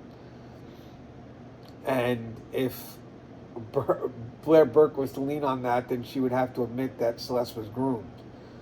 So it wouldn't be in her best interest to connect to that, because then again, the admission of grooming. So I think at this point here, you have to understand that the text is coming from a victim. So again, it would be great before those texts are exposed that you show this relationship and you provide the context, and at the end, you have to paint that ultimately this is a 13-year-old girl, a 13 and 14-year-old girl who is the victim of sexual exploitation. 100% jury would connect to that. Jury would not see her as someone that would be culpable. They would see her as someone that was a victim in so many ways. So many ways. So Burke presses Farrell on where Celeste said she would take her information. Farrell confirms that the text shows Celeste talking about finding Burke's mother's number and texting her about him. So again, that's why I have to feel that she may not have known that the relationship is sexual. But she texted something different about the father, her father, which is a concern. It's concerning to me. Threatening to tell her father so many lies about Burke, and threatening to leak damaging information via anonymous accounts online. So for the other areas, she's willing to be honest, but for her father, she wants to tell lies. And again, the lies, it's in connection with what her and Burke know. So again, keeping secret would be the sexual. I'm going to expose that. But for the father, she says something different. He agrees that the messages show threats involving family and reputational damage. When Burke asked if he saw a message where Celeste said she would go to the police or participate in a criminal prosecution, Farrell answers that she didn't use those words, and that he does not recall any text where she explicitly threatened to involve law enforcement. That matters because it highlights the difference between the textual record and the legal arguments about the witness murder special circumstance. The defense points to the lack of any explicit "I'm going to the police" line and says the threats are about embarrassment and career damage, not cooperation with law enforcement. Prosecutors respond that Celeste was a witness to Burke's alleged sexual offenses regardless of whether she wrote police in her text, and that killing her to prevent her from exposing those crimes fits the witness murder theory under the statute. Yeah, I mean, that's ridiculous for the defense to push, to be honest with you, but they're going to push it.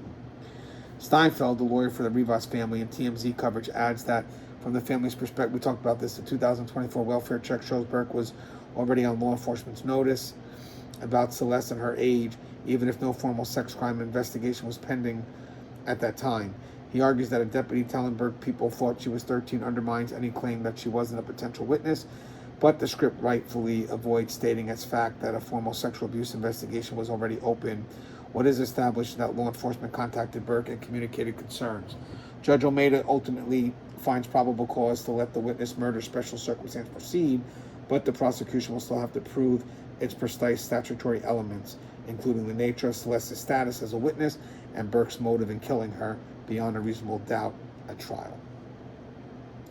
Question here is, do you think the absence of an explicit "I'm going to the police" text meaningfully weakens the witness murder allegation, or do you see her as a witness because she could expose criminal conduct even without writing those words? And I said this before, I think remember, the defense is pushing that the prosecution has to go beyond a reasonable doubt, so they want to push specifics, and the doubt comes within the generality.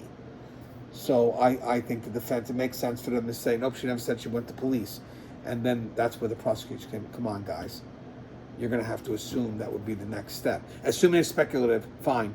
Then the jury, we'll see what the jury thinks, how they interpret what that means. So all the defense will do is say she never said she went to the police, and then the prosecution will kind of make the assumption, and then the jury will, I think, see that connection, because I see that connection. Burke turns to mental health references in the text. She tells the court that Celeste on multiple occasions referred to wanting to kill herself and asks Farrell whether he recalls seeing those messages. Farrell says he did see some texts about self-harm and suicidal thoughts, but he does not quantify how frequently they appeared. Burke then references messages containing abbreviations like BPD and other mental health languages. So that's BPD's bipolar disorder. Silverman objects on relevance grounds, arguing there has been no foundation laid for what those abbreviations mean or whether they reflect a diagnosis. Judge Almeida sustains the objection, saying she's unsure what BPD refers to in this context and ruling that mental health speculation is not relevant to the preliminary hearing question of probable cause. Importantly, neither the court nor the medical examiner formally diagnosed Celeste BPD. Appears they didn't diagnose her as with bipolar. BPD appears in messages without clarification and can refer to borderline personality disorder or something else entirely. I say bipolar. Next, Burke tries to question Farrell about alleged past incidents of physical violence by Celeste against Burke. She suggests messages show that Celeste had committed domestic violence. Talked about this towards him. Silverman objects. Almeida curtails the line of questioning. Sorry about explaining this again, just how my notes are. Explain that Celeste is not the person charged and that alleged prior domestic violence by the victim is not relevant at this stage. The judge indicates that if the defense wants to pursue a self-defense theory at trial, it will need to present evidence and legal argument at that time, but not during the prelim. Steinfeld tells TMZ the family was horrified to hear defense suggestions about suicide or domestic violence by Celeste. He argues the medical examiner's homicide findings and the evidence of multiple penetrating injuries make those suggestions misleading and harmful, and that the defense is trying to shift blame onto the traumatized child. I love that, the traumatized child. The script keeps mental health references properly framed. Celeste's text shows she struggled emotionally and referenced self-harm, but there is no evidence she died by suicide. Dr. Ho's homicide ruling controls on that point. The court has not established any formal diagnosis from abbreviations like BPD, and Omeida's ruling limits their relevance at the probable cause stage. So the question here is, when you hear about self-harm texts and mental health references, how much do you think they should matter to jurors' evaluations of a homicide and sexual abuse charges, given that they do not change the medical examiner's findings or the legal standards? I mean, it really depends on when it's introduced and the context behind when it's introduced. I still stick with my theory that the jury, after seeing the whole thing, the jury's not going to believe that she did this to herself, and that everything that happened to her is mostly, everything that happened to her from D4vd is mostly in his effort in scrambling and cleaning up the mess, you know? I mean, it's funny how, it just came to me right now, let's say it would have been an overdose, which we know it's not, because we had original theories beforehand, and he dismembered her and disposed of her body. Let's say that's all we have. Why would he have done it? And that should be explored. So if you could prove, if that's where they want to go, and eventually at any point they say, well, he disposed of her body, why? Panic. Why is he in panic? What's his concerns? We'll go back to the murder, but what's his concerns here? And that could also be for the financial gain, because you'll see that he wanted to hide her because he didn't want to ruin his career, 100%. So I think, you can connect it that way, but then eventually you still got to connect the act. Well, I think that makes sense. Let's talk about the family knowledge. Burke then shifts to what Celeste's family and social circles knew. Farrell testifies that Celeste's parents permitted her to live in Los Angeles with her aunt, where Burke also resided or spent substantial time. Notarized child travel consent form dated September 23rd, 2024 shows her parents authorizing Burke to take Celeste to London, and Farrell confirms investigators reviewed that document. I'm so mad at that, because I did so much research on the unaccompanied minor. I mean, it's not a secure process to begin with, but to know that they certified that trip. But again, I didn't know at the time. It got released on Monday, officially. Messages and other evidence indicate that Celeste's aunt and cousins knew she spent time with Burke, and that he and Celeste discussed plans to attend church with her family and go to the mall. Farrell says he did not independently verify the church attendance beyond seeing it discussed in text. Celeste's adult sister traveled to Las Vegas separately while Burke and Celeste were there, and was aware of their presence, though she stayed at a different hotel. Some of Celeste's school friends knew about her relationship or association with Burke before she was first reported missing in February of 2024. And Burke's mother, Colleen Roberts Burke, knew about Celeste's presence in his life, and some of Burke's co-workers knew of Celeste as someone who spent time with him and attended events like Coachella. But they don't know the details, I think. I think that's a concern. They may not know how deep the relationship was, even though you could make the assumption. Burke used these facts to argue the relationship wasn't secret. Parents signed travel forms and aunt hosted her. Siblings and friends knew of the association. Some church and mall plans were visible. She implies that if adults saw them together, prosecutors' portrayal of a hidden, purely predatory relationship is overstated. Prosecutors and commentators respond that visibility of association is not the same as knowledge of the relationship's sexual and exploitive nature. thing, and Steinfeld stressed that there's no evidence Celeste's parents or church community knew she was pregnant, undergoing an abortion, or being sent Plan B instructions. I mean, that could have been the first time they found out. But something's unique about that text. That I'll tell my father lies. Why not just tell your father he was sexually exploiting you? You're doing that with everyone else. There's no evidence they were aware of the graphic sexual messages, explicit images, or specific age difference when she was 13. And adults may have seen them travel, attend events, or present themselves as a couple without realizing that Burke was committing felonies by having sex with a child. Steinfeld tells TMZ the family is disturbed. We know this by any suggestion that their consent to travel or visible association implies shared guilt. He says they were relieved when, after attending almost the entire 5-day prelim, Judge O'Meado found enough evidence to send the case to trial on all counts in special circumstances. Kind of changed the subject. Legally, prosecutors emphasize that even if parents thought Celeste was older or consented to travel, that does not legalize sex between an adult and a 13-year-old. The continuous sexual abuse charge focuses on Celeste's age and Burke's conduct, not on parental permission. The question here is knowing that some adults saw them together and even signed the London travel consent, but did not necessarily know the specifics of the sexual relationship or her true age. How do you weigh the role of her family's visibility and understanding Burke's sense of risk and decision-making? And this part's upsetting because this is the shift for me. So, I mean, unless the family, the parents, her parents are completely naive and everybody around's completely naive. I mean, maybe Burke could have sold some bridges to his family, but Celeste was willing to expose the secret, which had to have been sexual to everyone else, but for the father, it was, I'm going to tell him lies. I don't know what the lies were. Again, I guessed on abuse, but the family signed a trip for her to go to London. Guys, I did videos about unaccompanied minors. I was making up excuses for the family as if I was a defense lawyer.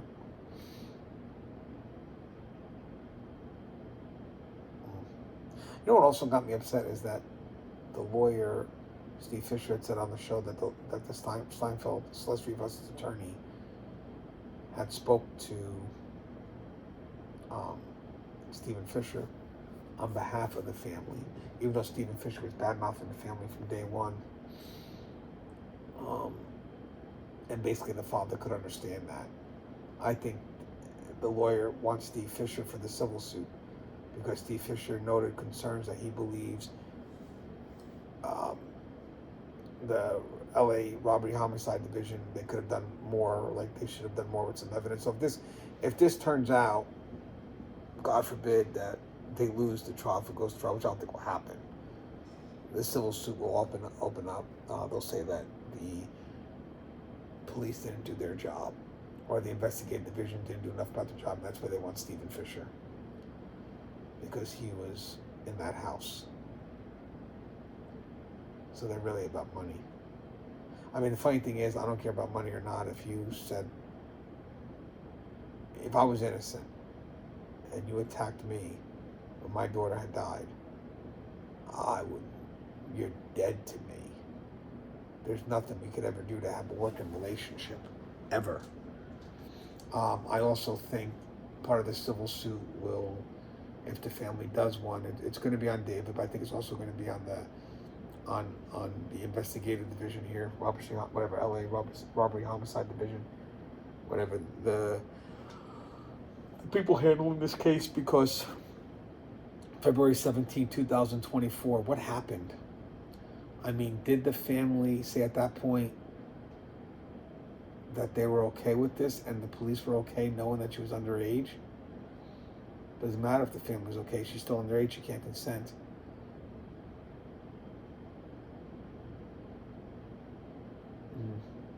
I think there's some angles, and I think the lawyer is trying to exploit it. Maybe the family now looking to get paid.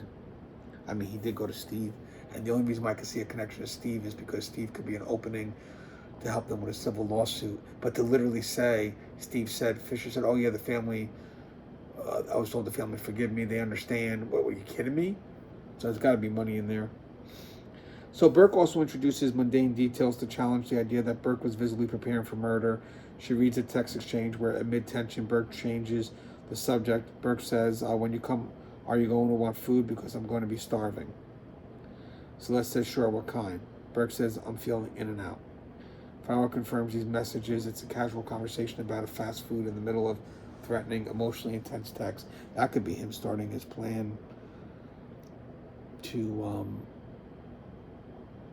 move forward. He could just be, that could be part of his alibi, no different than the stuff he did after the fact.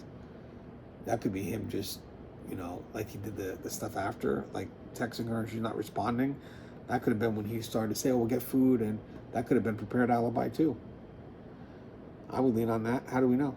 Farrell confirmed, okay, Burke then asked what Burke was doing on roughly the hour before the Uber arrived. Farrell recalls what that investigator saw. He was using a VR headset, playing a game, browsing movies, and interacting with other users online. Burke suggests that this shows he was behaving normally and engaging in entertainment rather than pacing or visibly arming himself. The defense uses this to argue there was no visible sign of agitation or pre-planning immediately before Celeste's arrival, that he looked like someone playing VR and texting about burgers, not someone about to commit a capital murder, but that also could have been a prepared alibi.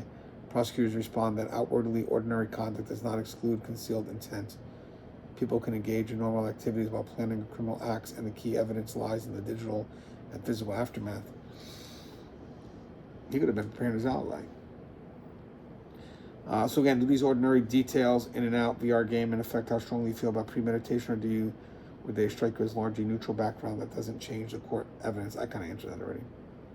The 21 minute window, inference about timing. So near the end of Burke's cross, she and Farrell clarify the timeline. Farrell confirms Uber records and text placed the drop off at around 10:10 p.m. at Burke's Hollywood Hills home.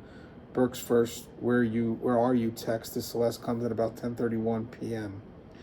There's no witnesses who accounts for what happened between 10:10 and 10:31. No neighbor, driver, or roommate testifies to seeing Celeste or Burke during that period. Just can you see her going into the house? Prosecutors argue that the approximately 21-minute interval between the recorded arrival and Burke's later text marks the likely killing window, pointing to Celeste's permanent phone silence and the timeline of later Tesla and phone movement. Farrell agrees that investigators focused on that interval as critical. The defense stresses that this is still an inference. Burke notes that the Tesla and phone didn't leave until around 11:30 p.m., roughly an hour after the initial arrival window, and that neither the medical examiner nor any witness can say precisely when Celeste died. LA Times reports that Bednarski emphasized the lack of an eyewitness inside the house and that the medical evidence cannot pinpoint the killing moment. Guys, you have a lot of killings that you don't see actually happening, and it still goes to trial and they're still found guilty. It's a lot on circumstantial evidence. NBC, LA, and AP describes the digital evidence, text, Uber logs, Tesla navigation, phone movement as the backbone of the case, but they also note that the prosecution must build a narrative from circumstantial pieces rather than direct observation. Okay, it's been done before. When prosecutors say this 21-minute window is when she died, do you hear that as a convincing reconstruction given all the surrounding evidence, or do you think the lack of a direct witness makes the timing too uncertain to support the strongest special circumstance theories? Remember, it's a 21-minute window, which means they're giving you enough information before and after. And somewhere in the middle, there's the gap, there's the ambiguity. So, they're going to be heavy on before and after what they know. And then the battle is going to be within that 21 minutes, and that's where it's going to be a battle about credibility. Is there enough for the defense introduced out, or have I trusted the prosecution this whole way through? And at this point, if this is what they say happened, it happened, and I believe they have that. I don't think it's an easy road anymore, but I believe they have that. So TMZ follows up piece. I don't need that part. We kind of discussed that. So this is the last section. Judge Amita. Okay, so this is where we're at now. It's the last section. After Farrell's testimony and cross, the attorney delivers closing arguments for the preliminary hearing. So Marilyn Bednarski for the defense argues that the prosecution established that Celeste died, that her remains were dismembered and concealed, and that those remains were found in Burke's Tesla. But she contends this does not prove at this stage that Burke committed murder or that he possessed the required intent for any special circumstances. So you notice she's not focused on the dismemberment or the disposal of the body. So, I mean, maybe you can get the special circumstance connected to that and then connect that to the murder.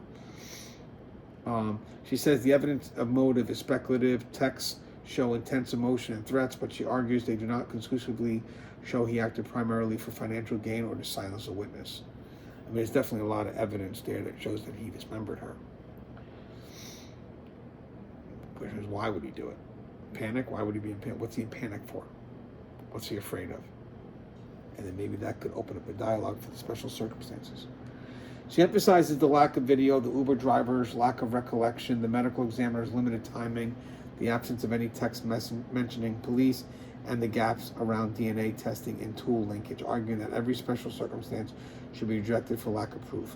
Silverman responds that the combined evidence, years of text, sexual images, abortion and runaway plans, threats to expose him, the Uber and arrival messages, the phone silence, the Tesla and phone routes, the passport cards, garage blood, dismemberment evidence, child sex abuse material, and the purchase records for tools and pools create a coherent story of first-degree murder with all three special circumstances and the other counts.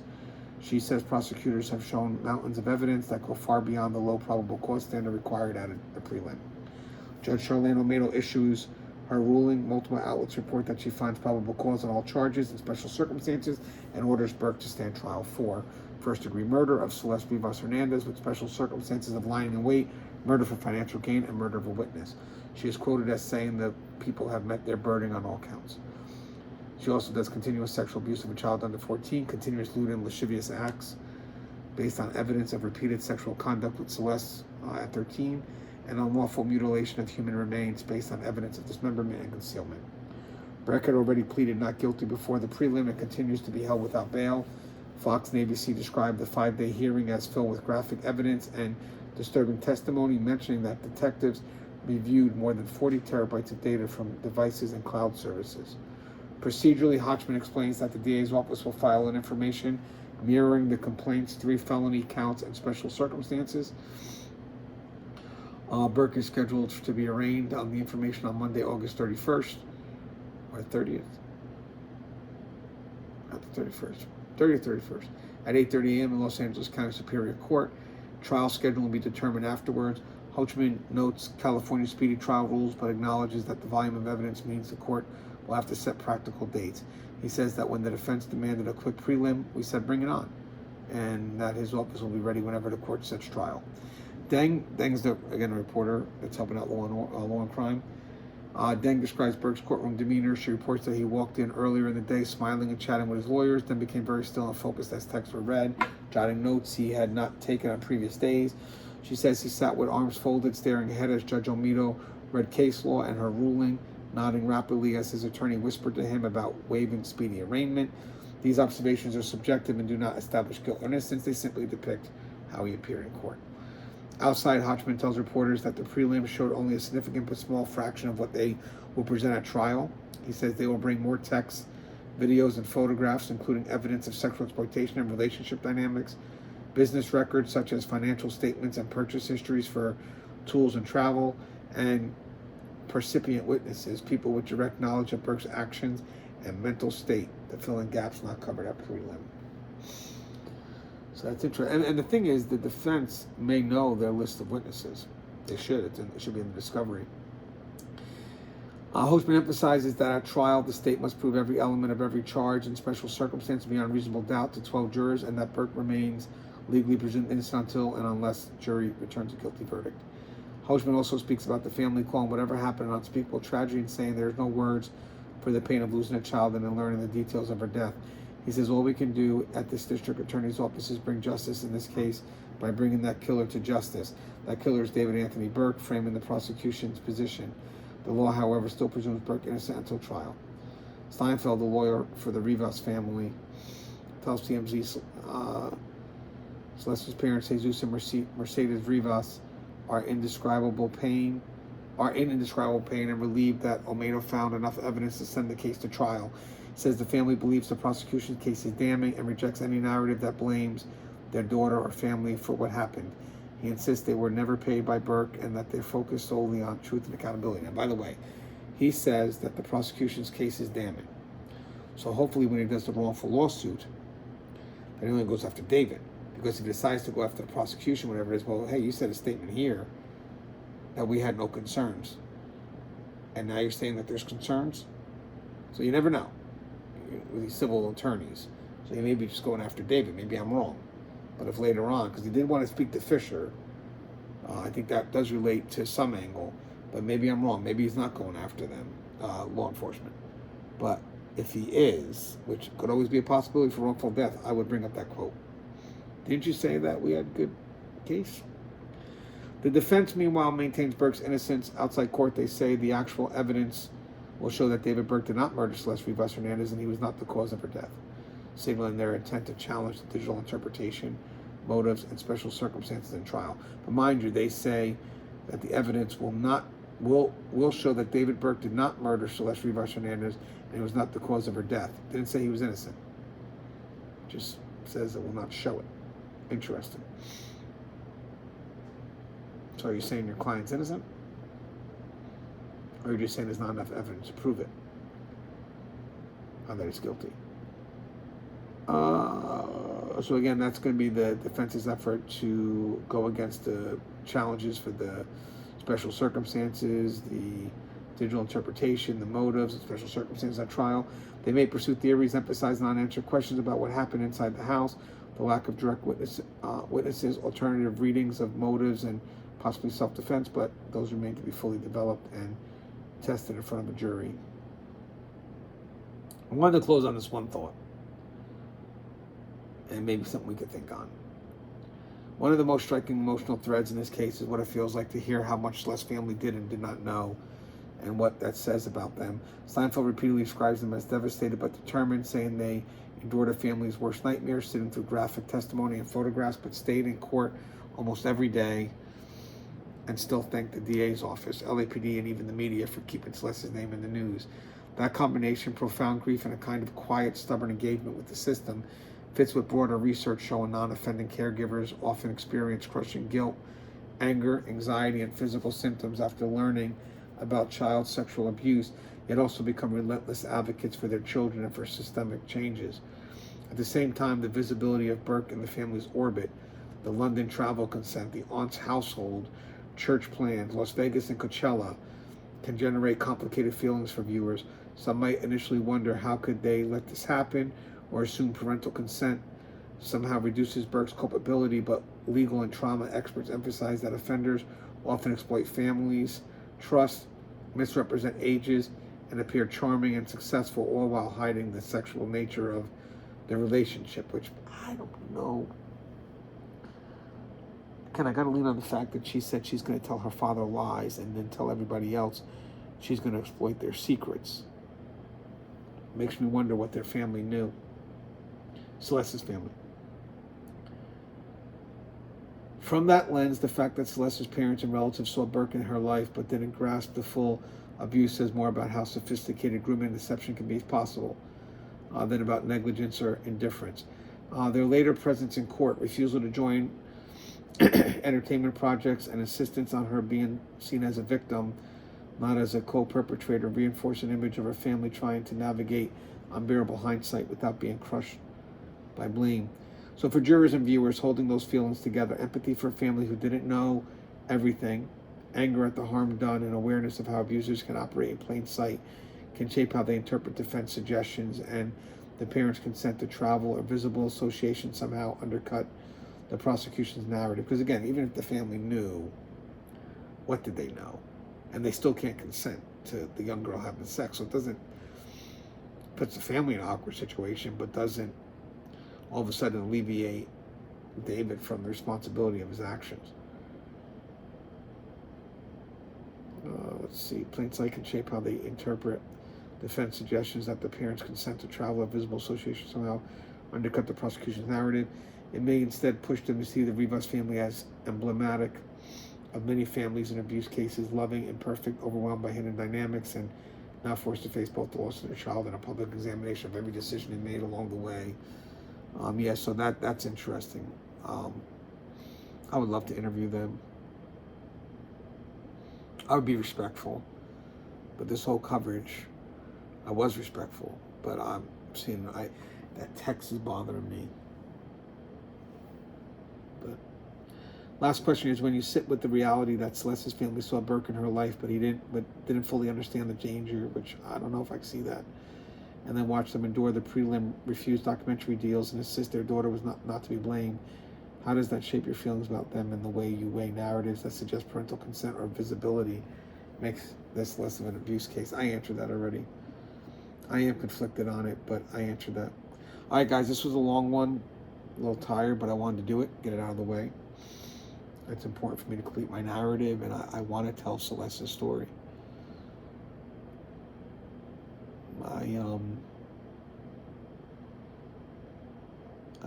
I know it's not a perfect case. I mean, a lot of these cases you do aren't perfect. Somewhere along the line, there's always something. But that's a challenge. Then you have to ask yourself, are you still committed? I'm still committed. I mean, it's really about nobody else but Celeste at this point. Even if I was a little connected to the family, it's not even, it's about Celeste. She was exploited. She was groomed. And he's got to be held accountable for all of it. All of it. It's not okay. He used his fame.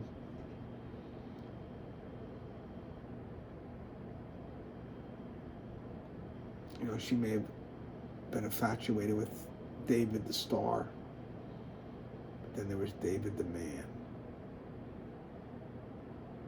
And she realized who he was, but I guess she just couldn't separate herself from him, even though there are texts where she didn't want to be next to him because she didn't want to have sex. But I did say my other thing, that doesn't mean she didn't want to be with him.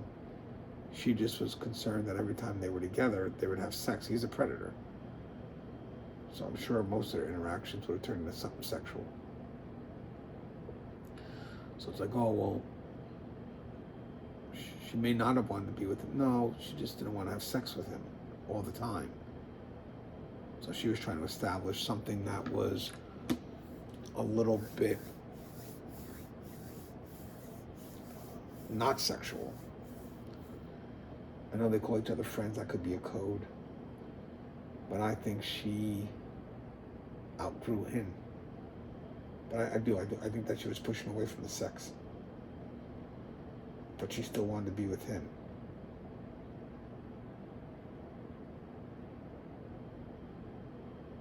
It's a tough one, man. So I want to do one more show. I want to bring Denise on, or maybe Siobhan Scott. See if I can organize that. I think it'll be a quick episode, but I want her to read the text, or maybe watch this episode. Either one, whoever wants to do it, and then get their thoughts on how this could play out in court. I mean, will this lead into a self-defense, or can you honestly see that this was a child that was exploited, and these reactions are normal? I mean, does that mean that she's going to do something? And again, for the prosecution, all they have to do is do what they did at this prelim, build that connection to Celeste, and nobody's going to believe that she did this to herself or was the cause of her own demise. And again, the special circumstance. Oh, he was in panic. Why was he in panic? So it's funny. He wants to hide the body. There's got to be a reason for that. Why can't that be the same reason for taking her out? So if you could connect, I think they know they can't defend the dismemberment and disposal, or the attempt to dispose. So what's the motive behind that? And then maybe if you can establish the motive there, all you got to do is connect that. Place them on the scene. All right, guys, always the share talk. If you like the content, please buy me a cup of coffee. Link to that in the description as well as top of the YouTube channel. Stay safe.